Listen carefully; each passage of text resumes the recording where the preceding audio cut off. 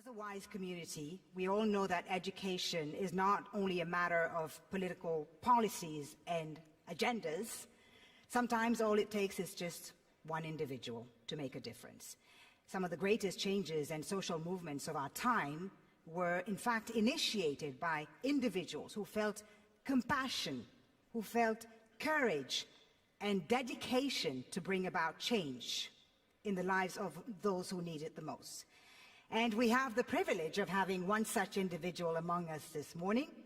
She has used her incredible global influence and talent to help the cause of education in her native Colombia. She is the founder of Fundación Pies Descalzos, the Barefoot Foundation. See, I got that right. Which provides access to quality education for displaced and underprivileged children in Colombia. Ladies and gentlemen, please join me in welcoming UNICEF Goodwill Ambassador and Grammy Award-winning artist, Shakira Mubarak.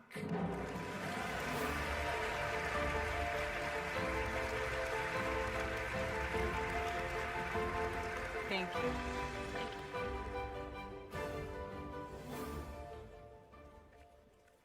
Shukran.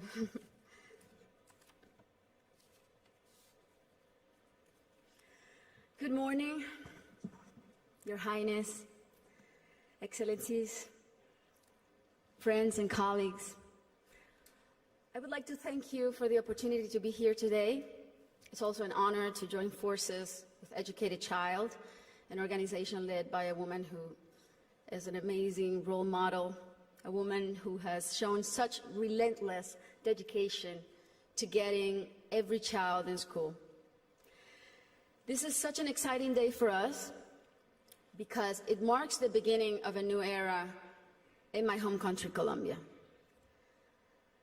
Most of you may know me as an artist, as an entertainer, and that's indeed my calling and what I've been doing since I was 13 years old.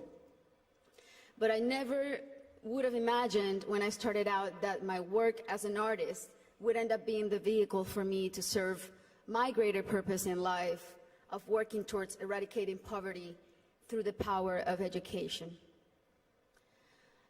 As a Colombian citizen, inequality is a concept that sadly one becomes very familiar with at a very young age. It's a country like many others in Latin America where a few have a lot have almost nothing, and where if you're born poor, you will almost certainly die poor, and where people don't access equal opportunities. And because of that, generation after generation after generation live trapped in the same vicious cycle fed by prejudice and inaction.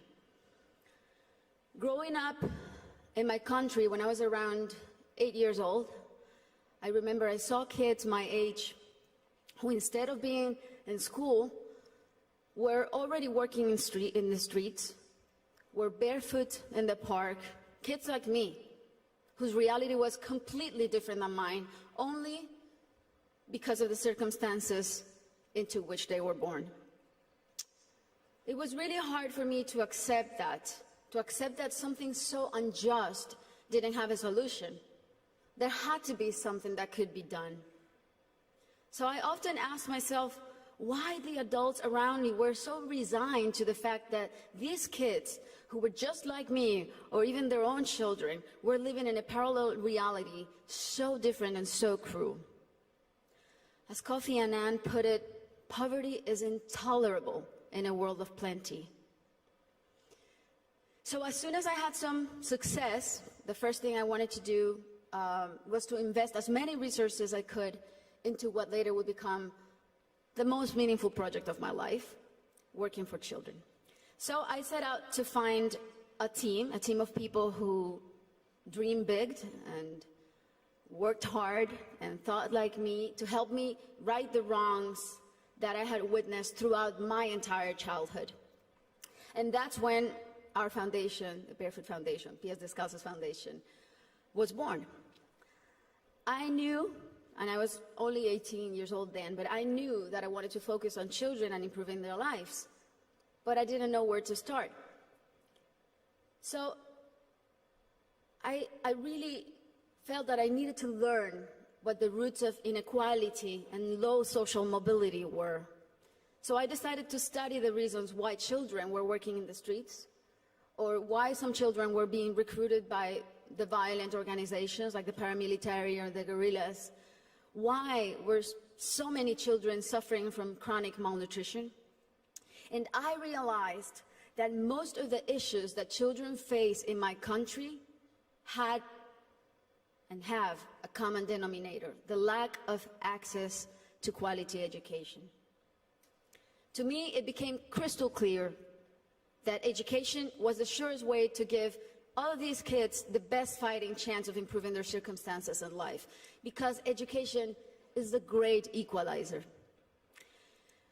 When I started building schools in Colombia, we chose the most remote areas where there was literally nothing, no infrastructure, no paved roads, no electricity, no potable water.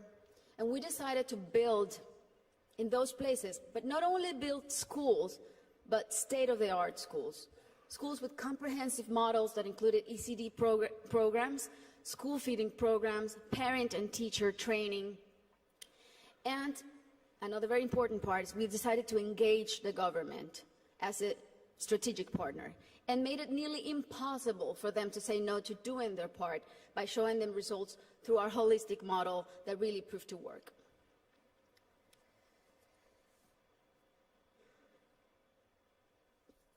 We noticed that as soon as a school is built in those places, everything is transformed. The improvements to the infrastructure were jaw-dropping. Electricity, potable water were made available, made accessible. Roads were paved. Malnutrition plummeted. But the best part of all is the academic results. The kids really responded academically. And now those kids who could have been recruited by the guerrillas or paramilitaries, or that could have had a completely different outcomes for their lives, they're now on their way to the university and thriving in their communities. Some of them are athletes, some of them are professionals.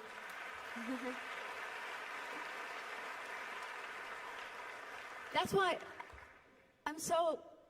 it really is a thrill to work for education. That's why I'm so passionate about it, because I've really seen results that are as palpable as this podium. And seeing all these success stories that have a name and a last name has been one of the most rewarding things I've done in my lifetime, even more so than winning Grammys, I think. Now,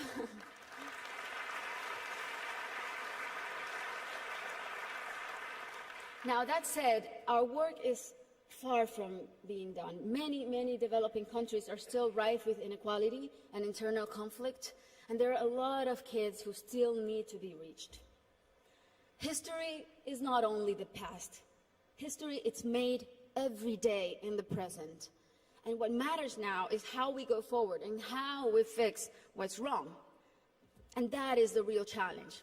This is the goal of the SDGs and what people like Her Highness and myself and so many more of you who are adamant about achieving are here for. Facts don't lie, and numbers show what an incredible return on investment a quality education provides. For instance, if all students in low-income countries left primary school with basic reading skills, 171 million people could be lifted out of poverty. Systemic change often begins from the bottom up rather than the top down. The government must take responsibility, and we should all put as much pressure as we possibly can, but the rest of all, the civil society, should also do their part.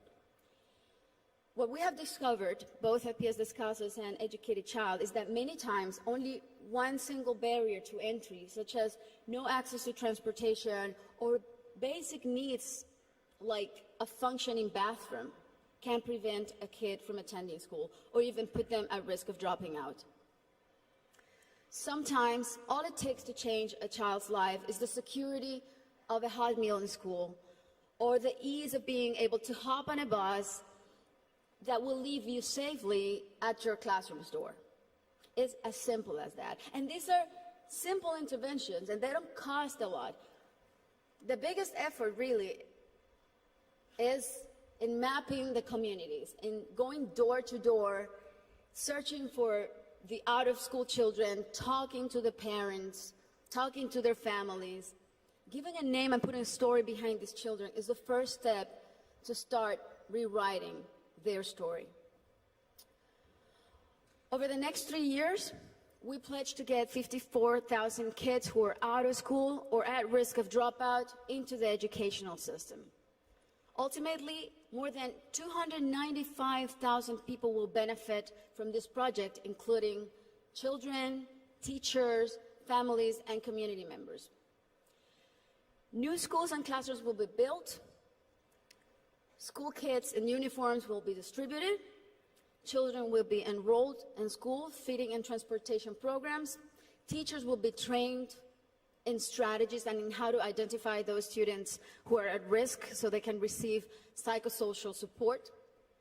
And we are extremely confident that this partnership is only the beginning and will be the model to replicate throughout my country until not a single child is out of school.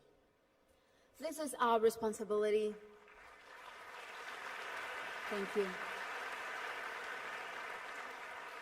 This is our responsibility to our children and our debt to fulfill for the generations to come. Thank you very much.